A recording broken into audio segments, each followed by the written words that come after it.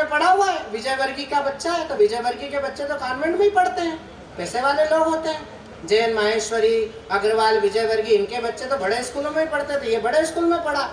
तो इधर बस्ता फेंका, इधर जूते फेंके और आके पोगो देखने लगा। तो इसकी दादी डेली पे बैठ के धूप सेकती हुई मेथी छील रही थी। तो दादी ने देखा कि आते ही बच्चे ने टीवी चालू कर दी, तो दादी ने संवाद शुरू करा। बोले, क्या बेटा हमेशा टीवी देखते हो, कभी हमसे बात ही कर लिया करो। तो चेतन ने कहा, लाओ आज दादी तुमसे बात ही कर लेते। टीवी बंद करियो, दादी के पास बैठ गया और पहला प्रश्न दादी पे दागा। बोले, दादी अपन इस घर में 6 लोग कब तक रहेंगे? और वो दादी के हाथ में इधर मेथी का डंठल और इधर 2 पत्ती। वो दादी ने इसको देखा कि ये नास बेटा आज मेरे को मेथी नहीं पकाने देगा। दादी ने बोला, 6 लोग कौन? बोले, मैं, मेरी बहन, पापा, मम्मी, आप और ये बिल्ली। बिल्ली तक गिन ली। तो दादी ने समझाते हुए कहा कि बेटा अपन कल तुम्हारे पापा से कहेंगे तो एक कुत्ता खरीद लाएंगे, तो अपन 7 हो जाएंगे। तो इसने कहा, दादी वो कुत्ता तो इस बिल्ली को खा जाएगा, तो अपन तो 6 ही रह जाएंगे। तो फिर दादी ने समझाते हुए कहा, बेटा तुम बड़े हो जाओगे, तुम्हारी शादी कर देंगे, तो अपन 7 हो जाएंगे। तो फिर इसने प्रश्न फंसाया। बोले, दादी फिर ये छोटी बहन की शादी हो जाएगी, अपन तो फिर 6 ही रह जाएंगे। अब ये 6 से आगे नहीं बढ़ रहा। दादी ने कहा, ये मेथी नहीं तोड़ने देगा आज। तो दादी ने मेथी तो अलग रखी और ब्रह्मास्त्र निकाला। और दादी ने कहा, बेटा फिर तुम्हारे बच्चे हो जाएंगे। तो ये बोला, फिर दादी तुम मर जाओगी। दादी ने बोला, जा कुत्ते तू टीवी देख। जो कवि इतना प्रतिभाशाली बचपन से हो, वो अब बड़ा हो गया है, अपने पांव पे खड़ा हो गया है। सारंगपुर से लेकर बंबई, दिल्ली तक उसकी कविताओं की धूम है। कई टीवी चैनलों के माध्यम से आप तक पहुंचा है। आज पेटलावद आया है। हमारे भाई आदरणीय शर्मा जी के बेटे का परम मित्र है। उसी कारण सुबह से अकड़ भी रहा था, इससे नहीं आऊँगा, उससे नहीं आऊँगा। मैंने कहा, आ जाने थे, पेटलावद वाले मारते हुए ले आते हैं घर से। झाबुआ जिले में जो 1-2 कवि सही लेके नहीं आए, बाद में पिटे फिर वो। ये बैठे राणापुर वाले कहाँ है? बैठे हो ना तुम, इसीलिए तुम्हारे घर कभी नहीं जाते डर के मारे। कई राणापुर गए, वो आज तक घर नहीं पहुंचे बेचारे। उनकी स्मृतियों में कवि सम्मेलन हो रहा है घरों में।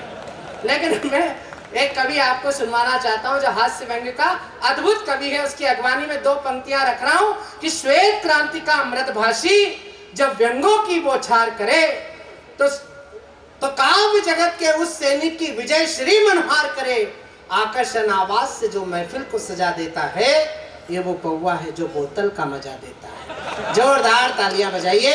मैं भाई चेतन चर्चित को आपके बीच बुला रहा हूं कि वे आए और अपनी संपूर्ण चेतना से हास्य व्यंग्य के इस वातावरण को जीने का प्रयास करें। एक बार आप इस नौजवान बालक के लिए भी जरा जोरदार तालियां आशीर्वाद की बजाएं कि वो आपके बीच अपनी हाजिरी लगाए।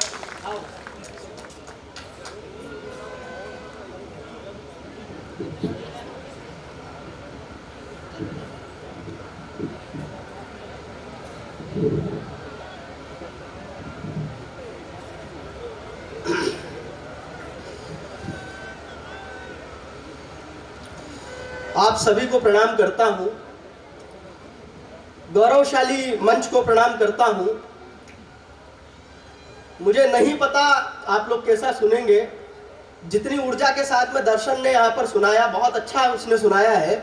मेरा मन है एक बार जरा पेटलावद वाले लोग पेटलावद वाली तालियां बजा दीजिए। एक बार जोरदार तालियां बजाकर इस सम्मेलन को जरा शुरू कर दीजिए। देख भैया, तू आया है दिल्ली बंबई से, तो इनको अंडर एस्टिमेट बिल्कुल मत करना। ये वैसे ही सुनेंगे जैसा सुना जाता है। कविता सुनाएगा तो ताली बजाएंगे, वरना बाद में कवि को बजाएंगे। मुझे पता है इन लोगों के माजरे। और पीछे नदी बह रही है। ये ठिकाने लगाने में भी इनको कोई ज्यादा नहीं सोचना है। मैं भी मालवा का ही हूँ, अपन लोग ज्यादा लोड लेते भी नहीं है। हाँ। तो मैंने तो इस उम्र में एक शोध कर लिया। मैं तो सच बताऊं आपको, पूरी जिंदगी निकल जाती, इंसान केवल 3 काम करता है। यहीं से शुरू कर देना इस कवि सम्मेलन को मस्ती के साथ में। इधर जो लोग आ रहे हैं, बहुत सही समय पर आए हैं, जरा मुझे शुरू कर देना। पूरी जिंदगी निकल जाती है, आदमी केवल 3 काम करता है। एक भागा दौड़ी, दूसरी हाथा जोड़ी और तीसरी माथा फोड़ी। इसके अलावा कुछ नहीं करता। इन कवियों को ही देख लो, सारे के सारे भागा दौड़ी करके ही आ गए। अब हाथा जोड़ी करके ताली वाली बजा के कार्यक्रम जमा रहे हैं। माथा फोड़ी अपनी पेमेंट के टाइम पे। जरा ढंग से बजा दो फिर एक बार।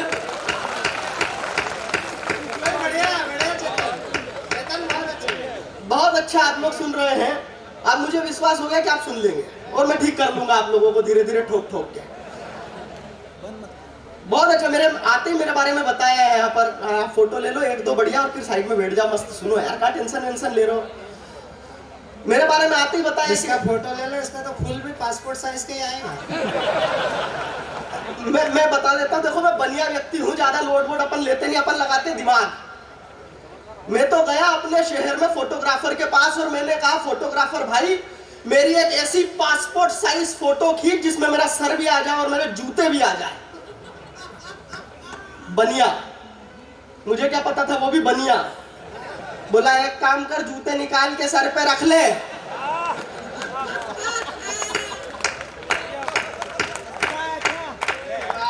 चिंता नहीं कर रहा, मैं सच बता रहा हूँ आप लोगों को। जहां जहां अच्छा लगे ठहाके लगाइए, मस्ती लीजिए। इस कवि सम्मेलन को आपके आनंद के लिए 2 साल बाद ही हो रहा है, नहीं तो कोरोना ने तो मार्जिन खराब कर दिए थे।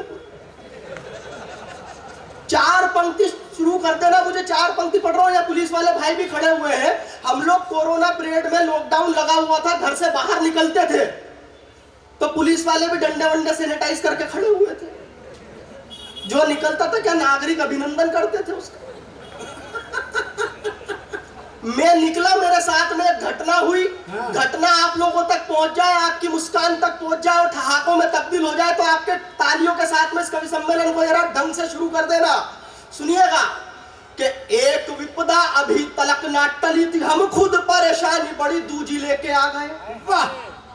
कि एक विपदा अभी तलक ना टली थी, हम खुद परेशानी बड़ी दूजी लेके आ गए।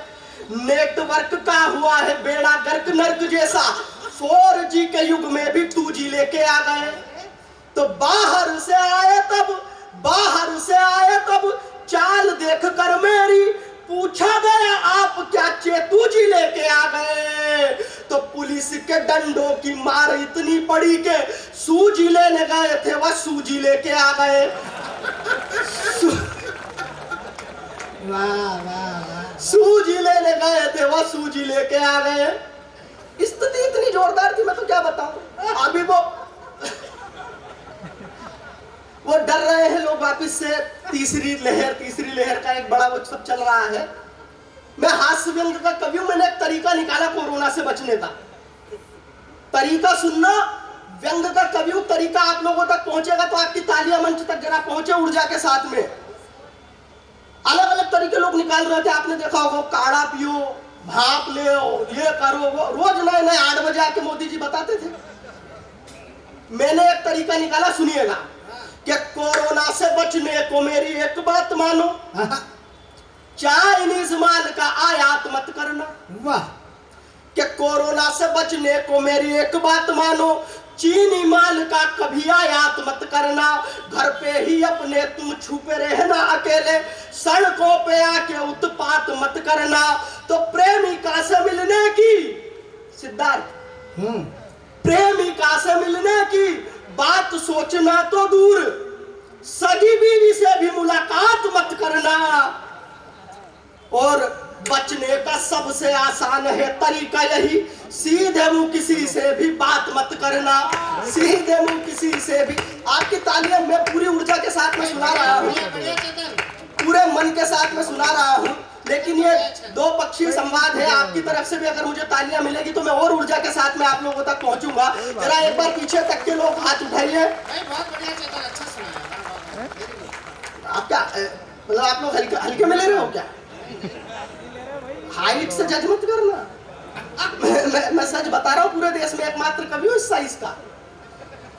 मेरे साइज के मोबाइल फोन मिलते हैं जिसमें बच्चे वीडियो गेम खेलते हैं।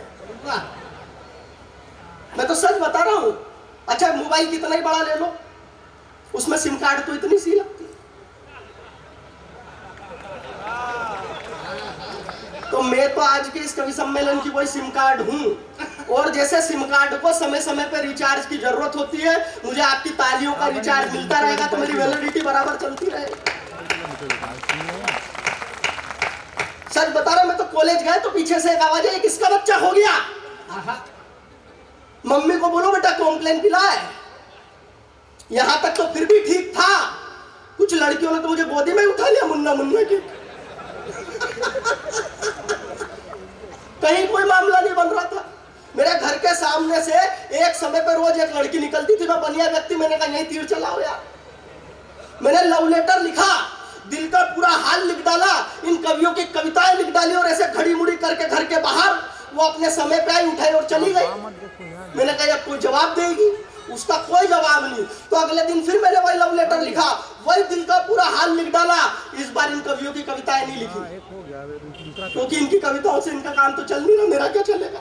नहीं हुआ है, ग्राउंड नहीं हुआ अभी तो मैंने गालिब के शेर लिख डाले और वही घड़ी मुड़ी करके घर के बाहर वो अपने समय पे आई, उठाई और चली गई। मैंने कहा अब कोई जवाब देगी, उसका कोई जवाब नहीं। 3-4 दिन तक ये क्रम चलता रहा, मैं लिखता रहा, फेंकता रहा, वो आती रही, उठाती रही, ले जाती रही, लेकिन कोई जवाब नहीं। तो मेरा दिमाग खराब, मैंने पूरी हिम्मत करी और पूरी हिम्मत करके उसके घर गया। हिम्मत देखना मेरी, उसके घर गया और उसके पड़ोसी से पूछी, क्योंकि माँ बाप से पूछने की हिम्मत तो मेरे में भी नहीं है। मैंने उसके पड़ोसी से पूछी, मैंने कहा भाई साहब आपकी पड़ोस वाली लड़की मेरे घर के सामने से रोज निकलती है, मेरा फेंका हुआ लव लेटर भी उठाती है, ये लेके भी जाती है, कोई जवाब नहीं देती, कारण क्या है। उसने जो कारण बताया, कारण अगर आप लोगों को ठीक ठीक समझ में आ जाए तो जो तालियां अब तक नहीं बजी है वो ठहाके के साथ में तालियां बजा के बता दीजिएगा, इस कवि सम्मेलन को शुरू कर दीजिएगा। मैंने कहा मेरे घर के सामने से रोज निकलती है, मेरा फेंका हुआ लव लेटर भी उठाती है, ये लेके भी जाती है, कोई जवाब नहीं देती, कारण क्या है। बोले चेतन तू तो बेवकूफ है, वो तेरा कोई लव लेटर नहीं उठाती, वो तो कचरे वाली कचरा उठाती है।